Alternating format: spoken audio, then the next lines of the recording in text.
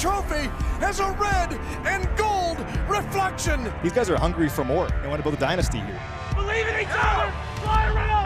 Let's find a way to win this game. And he's going to be hit. Chris Jones got him in a bear hug. Pacheco blasts into the end zone at the 10-5, late to the end zone. Touchdown.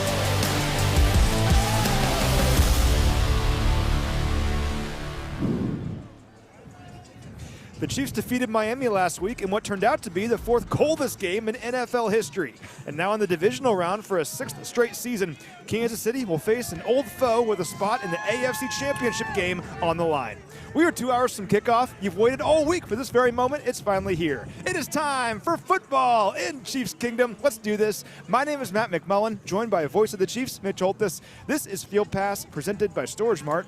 And Mitch, for the third time in 4 years, it's Chiefs and Bills in the playoffs. Yeah, and there's been so much drama in this series. I think the comp is okay to make this the new Peyton Manning versus Tom Brady. When you look at it, look at the history of that rivalry of those two, this thing is paralleling that. And it's practically balmy tonight, right, compared to last week. Hey, they're selling timeshares out here. This feels like spring break at Cabo. Yeah, it's like we're on vacation. God, yeah, it's like it literally is 30 degrees warmer now. It's 25 degrees right now. That's 30 degrees warmer than a week ago. That's crazy. And it's snowing. It's still chilly, but yeah, compared to the polar temperatures last week, really not bad at all. And how about our defense last week, persevering through some really impossible conditions to be so good against Miami, who came in as the #1 total offense in the NFL. All the Chiefs defense did was hold them to 264 total yards of offense, a 1 for 12 mark on third down, only 76 rushing yards. We know how good Miami is on the ground. They weren't last week. And most importantly, a season low of 7 points. This defense was so good last week. We'll need them to be good again here against the very good Bills offense. Only 3.7 yards for offensive play. Crazy. Miami never reached the red zone. Also crazy. But you brought up the key point, and that's the fact that I don't care, in even frigid conditions, you can still run the ball. And with Raheem Mostert and Devon Achane not even getting a double-digit run at all, that was the key to the game. Their longest run was a Tua scramble. Achane had 9 rushing yards total. And believe me, in cold weather, you can take off and run if you miss.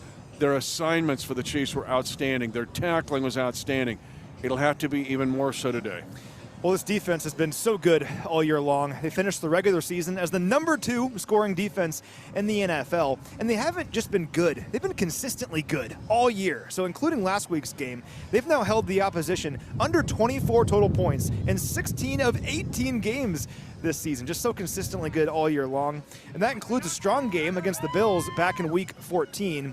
They only held the Bills to 20 points in that game. Now, you might remember the Bills got off to a hot start in that one. They had touchdowns on 2 of their first 3 drives, but the Chiefs only allowed 6 points on the Bills' final 7 possessions. And keep in mind, Drew Tranquill did not play in that game. He's playing here tonight. I love it when you go pointing, man. You've been around me too much. And Tranquill's a key against these guys. I know we'll get into James Cook in a minute, but he set the tone in that game as a receiver, not just a runner. And then Josh Allen is so talented. I respect him. The other thing is the Chiefs had turnovers in that game, and a short field was given to them with the Rashee Rice fumble after a catch. So when you look at all that and the fact the Chiefs held the Bills to 20 points, it was a great defensive effort by the Chiefs. And let's talk about James Cook for a minute as a receiver. We'll talk about him as a runner here in a moment. But first, if you look at those 2 touchdown drives for Buffalo back in week 14, James Cook had a big catch on each of them. He had a 27-yard catch on their 3rd drive, set up a touchdown, and also a 25-yard catch that went for a touchdown. So getting back to Drew Tranquill, I think having him back at linebacker is a big deal in covering James Cook as a receiver out of the backfield. Yeah, and there was a deep route, the 25-yarder, where he kind of goes on a wheel route, and there was some confusion with the Chiefs defense and coverage. Tranquill, keep in mind, I think it was good where he was wearing the green dot when Nick was out all that time, because it gives you like a vice president of green dot. And the fact that, and Drew Tranquill studies so much, he understands formations, and as the outside backer, he's more inclined to be there in pass defense against a James Cook, who is a real weapon as a receiver. 5 catches, 83 yards in that game against the Chiefs and a 25-yard touchdown. That was his career high in every one of those categories. He's also a weapon as a runner. Sure. Let's talk about this Bills offense of late because it's really interesting. So they've won 5 straight games to close out the regular season, obviously won last week as well, so 6 straight. But if you look at their 5-game winning streak, you think Josh Allen's probably going crazy, right? Throwing the football all over the yard. That has not been the case. And you look back at week 14 before our game against them, they were 6-6. Looking at possible elimination from the playoffs, they did some soul searching and kind of changed their entire identity offensively. Because look at this. Between week 14 and the end of the regular season, the Buffalo Bills led the NFL in rushing attempts with 180. 13 runs ahead of the next closest team. If you compare that to their passing numbers in that span, they were 21st in the NFL in passing yards per game. So we know what Josh Allen can do with his arm, but this has been a running team here over the last several weeks, and the Chiefs will need to be ready for that. Let's go back to that time, December the 10th. And you're right, the Bills were desperate. They had a 5% chance of winning the AFC East. So let's give them credit for winning those last 5 regular season games. But what they did, Matt, was went back to the future. They were desperate to win. So what did they do? They got like the movie and went back in time and started to use Josh Allen in contrived runs. And he can scramble as well. That and centering around James Cook. Their rushing attempts were by far the most in the league. They were up at around 36 rushing attempts a game. Wow. You think of the Ravens in that regard, that's what the Bills became. But we also know there was a double meaning to that. But that's what Sean McDermott decided to do when he was desperate to win. We'll get to that double meaning here in a moment because it's very interesting. You found that earlier in the week, but let's stay with Josh Allen for a moment because he has 49 rushes between week 14 and the end of the regular season. And you might be thinking, yeah, that's what Josh Allen does, but looking at the numbers, there was clear intent by the Bills to not use him as a runner as much early in the season, to protect him. He's their franchise quarterback, it makes sense. But when they made the change at offensive coordinator mid-season and things got kind of dire, that thinking clearly changed. I think Sean McDermott told Joe Brady, here's what we're going to do, and you're going to call these plays. In the 5-game winning streak, to your point, Allen had 5 touchdowns and 5 picks passing. Like, what was going on? Yeah. Well, it was the running the football. And again, the design runs. Now, Buffalo does as good a job, even better maybe than Baltimore, in they show pass. Their linemen will show pass. So you're, as a defender, you're thinking pass. Josh will go back to 3 to 5 steps, and then all of a sudden they'll use it like a screen. And you have 10 guys blocking 11 with the 11th guy running the ball. And Josh Allen is a big stud who can run the ball. You look at him, 15 rushing touchdowns, right? And a lot of those came in that stretch. I believe 6 rushing touchdowns in that 5-game winning streak. And he accounted for 44 touchdowns overall. But again, his rushing total and his rushing prowess and their scheme, they changed their scheme to fit what they wanted to do with him, and it made all the difference in the world. And you alluded to this. It's about more than just yards. It's about time on the clock, because look at the time of possession for the Buffalo Bills over the last several weeks. Prior to week 14, they ranked 10th in the NFL in total time of possession, but during their 5-game winning streak to close out the regular season, they were number 1. They're playing ball control. They're trying to make sure they're limiting the possessions for the opponent. We cannot allow that here tonight. You know, I grew up in Smith Center. They won 10 state championships. Is that Why? good? They control the ball. And the fact that as you're on the other side, it's hard to get him off the field. Same with Army, right? But that's what Buffalo has done. They lost 3 Pro Bowl defenders at every level. They lost Jordan Phillips to IR, Matt Milano, their Nick Bolton, and then they lose Tre'Davious White, all to IR. And now they've had other defensive injuries. So I think part of Sean McDermott being desperate and telling Joe Brady, we're going to run the ball, it's going to be, we're going to keep the defense off the field. Your time of possession stat is key here because it's the offense on the field, but it's the defense off the field. The good defensive stats, but minimal defensive snaps for this team in the last 6 weeks, counting the 5 regular season weeks and last week's win over Pittsburgh. And that wasn't my stat. That was your stat. Mitch gets all fired up on a Wednesday, runs into my office, and has like nuclear codes and shows it to me. It's the best. That's why we love doing this. Now, their offense has been good. We've talked about it for about 10 minutes now. Our offense has been pretty good lately as well, though. And let's talk about last week a little bit. Of course, you'd like to see them finish in the red zone a bit more, but still, I mean, to get points in 6 of their first 8 drives, pretty good. What stood out to you about this Chiefs offense last week against the Dolphins? Because it's now, okay, take the Charger game out, right, with the backups winning that game. Take the Cincinnati game and take the Miami game. Put those two together, and you saw consistency on offense. What happened is the formation of the triangle, and that triangle is Kelsey, Pacheco, and Rashee Rice. And for Rashee Rice, those 3 together had almost 300 yards in offense. When that happens, I talked to Matt Nagy about it this week, and think about where those guys play. They're complementary. And then the other guys kind of fill in the gaps of the triangle. But when you get that established, you become that much harder to defend and that more effective in staying on the field and moving the ball.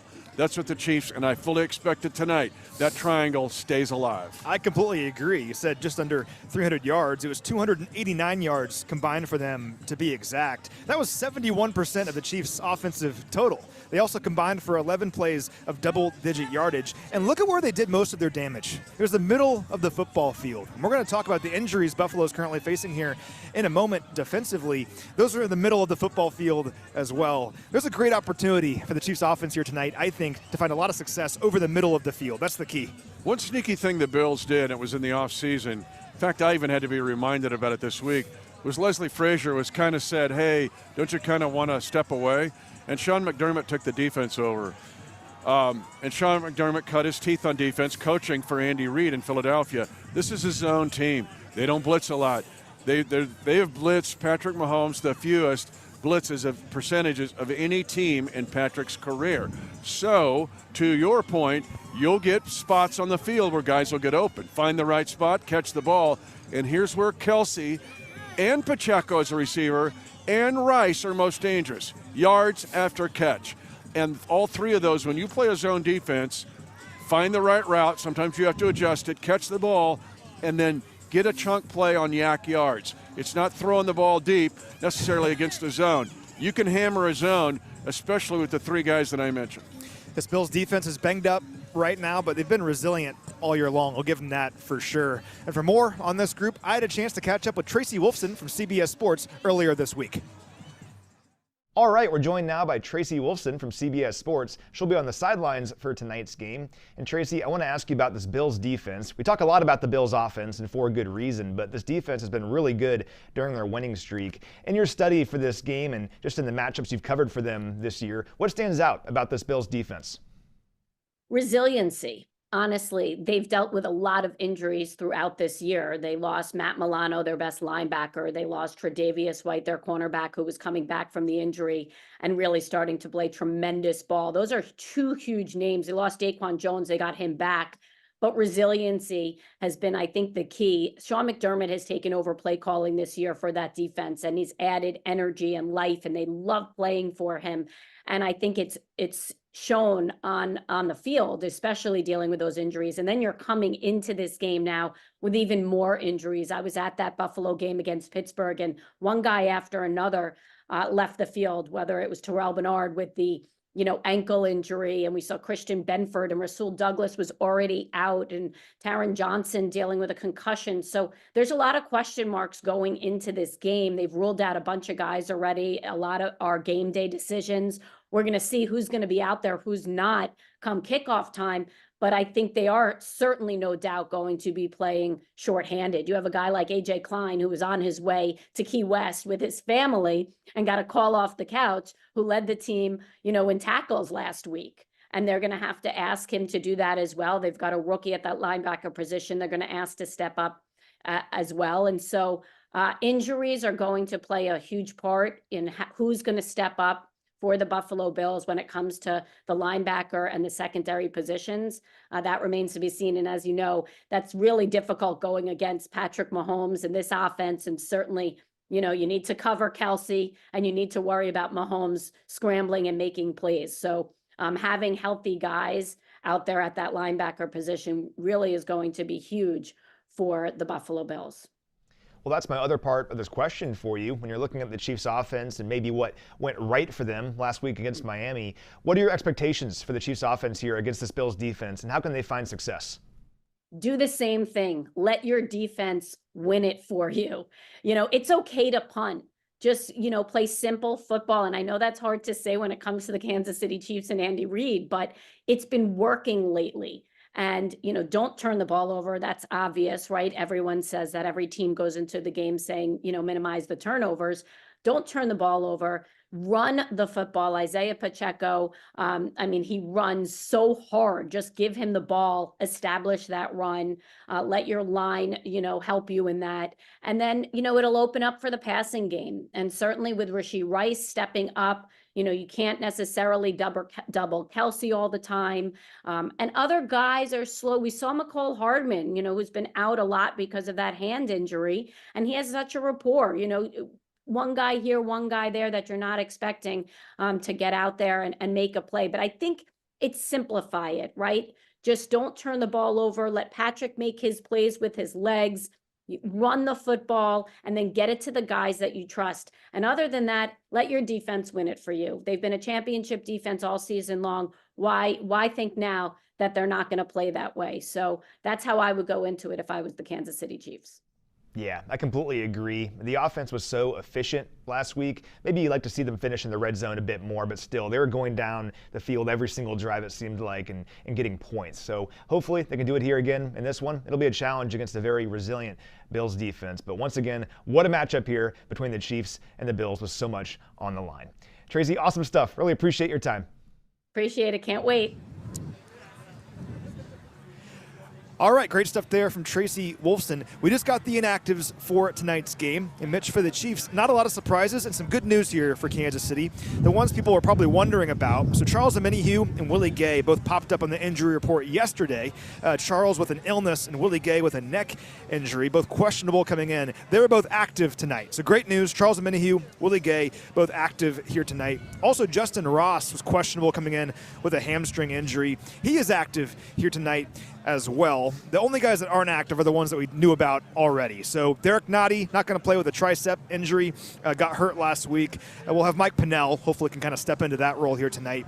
Offensive tackle Wanye Morris remains in concussion protocol. He's not going to play here tonight, but of course Donovan Smith played really well last week, and he'll be back at left tackle here in this one. And then you might be wondering about Sky Moore. He won't show up on the inactives list, but he remains on injured reserve right now. Sky returned to practice this week, which is good news for his progression from that injury, but not quite ready. So Sky Moore not going to play here tonight either. And Kadarius Toney, he was downgraded to out yesterday. He's not going to play with that hip and ankle injury, missing his 5th straight game. But great news having Charles Omenihu, Willie Gay, and Justin Ross here tonight, all active. Yeah, tough game not to have Derek Nottie just because he's such a solid run defender, and it's about defending the run against these guys. But Big Mike Pennell has been a godsend. And remember what he was. As he always is. As he always is. But then Matt Dickerson's going to be in the rotation as well, elevated out to practice squad. And Chris Jones has got to be a run defender in this game. Now, on the other side, to have Donovan Smith and not Wanye Morris, keep in mind, 2 big picks against these guys with Mahomes, and they were on tip passes. A year ago, it was Greg Rousseau who tipped a pass that stopped a scoring drive. And this past year, on December the 10th, it was A.J. Epinesa, the old Iowa Hawkeye, who was born in Lenexa, Kansas, by the way. So those outside guys have got not only to protect Patrick, it's also to somehow occupy those defenders so they don't tip passes, because these 2 guys are excellent Bills guys for we know what Chris Jones can do with those passes defensed at the line of scrimmage. Now looking at the Bills, some big names on this inactives list. Already knew about a bunch of them, but the one that isn't necessarily a surprise, but he was questionable coming in, is linebacker Terrell Bernard with an ankle injury, questionable coming in, not going to play here tonight. He is like their Nick Bolton in this defense. I mean, listen to these numbers. He's their leading tackler. He also has 6.5 sacks this season and 3 interceptions. Just a really good player in the middle of their defense. They're not going to have him here tonight. They're also not going to have cornerback Christian Benford with a knee injury. Already knew about that prior to the game, but still a big deal. He's one of their starting corners. He leads the Bills in passes defense this year and played every defensive snap back in Week 14. They're also not going to have safety Taylor Rapp. He's their third safety, has over 400 defensive snaps this season. Not going to play with a calf injury. And Gabe Davis, not going to play here tonight for the Bills. Yeah. Jerry Rice against us. I remember the 209. Exactly. Yeah. Gabe Davis, of course, 5 touchdowns in his career against the Chiefs. Good player. 45 catches for 746 yards and 7 touchdowns this year. Not going to play for the Bills offense. A couple players that were questionable coming in on their defense that are going to play. Corner Taron Johnson and corner Rasul Douglas, 2 of their starting corners, both questionable coming into this one. They're both going to go. But overall, not having Christian Benford, Taylor Rapp, and Terrell Bernard on defense, and then Gabe Davis on offense, that's a big deal for Buffalo. 5 of those 7 guys you mentioned are injured players. Only 2 coaches' decisions. And of those 5, 4 are defensive players. Keep in mind, we just told you 3 of their best defenders are already on injured reserve. They're literally missing 7 defenders that they would normally have in this game on the field. A.J. Klein, you'll remember him at Iowa State, you Cyclone fans. He was one of the top tacklers in Big 12 history. He's in his 12th year. He's been a journeyman. He's going to have to be the green dot in this game. And Bernard had been playing at such a high level. So the Chiefs have an opportunity to move the ball. Being in the red zone, we didn't mention that. Last week, with it being so cold, kicking those field goals were great. Still got to 26 points. This game, because of Buffalo's propensity to maybe get to 26 or 7 points, get touchdowns in the red zone, Chiefs. It'll be a challenge here tonight for Kansas City, but I'm going to leave you all with this. So Patrick Mahomes now has 12 career postseason victories, already the 8th most in NFL history. If he can win here tonight, it would be his 13th career postseason victory. It would be tied for the 6th most in NFL history with Ben Roethlisberger and Brett Favre. And what better place to do it than on the road here in Buffalo and to beat the Bills for a 3rd time in 4 years to advance to the AFC Championship game for a 6th straight season. For Mitch Holthus, I'm Matt McMullen. Thanks so much for watching, everyone. Let's go get a victory.